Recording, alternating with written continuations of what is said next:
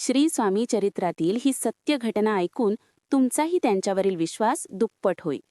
एकदा अक्कलकोटमध्ये भीषण दुष्काळ पडला होता. पाण्याचाही थेंबही मिळत नव्हता आणि लोक तहानेने व्याकुळ झाले होते. गुराढोरांचे तर हाल विचारूच नका. गावात हाहाकार उडाला होता.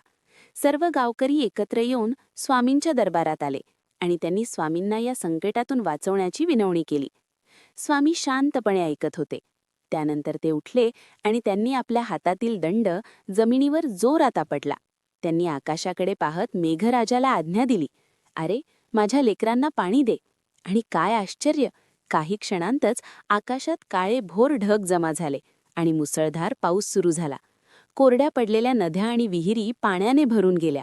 गावकऱ्यांचा आनंद गगनात मावेनासा झाला. निसर्गालाही आज्ञा देणाऱ्या अक्कलकोटच्या स्वामींच्या चरणात सर्व काही आहे. तुमचाही या परब्रह्मावर विश्वास असेल तर कमेंटमध्ये श्री स्वामी समर्थ नक्की लिहा.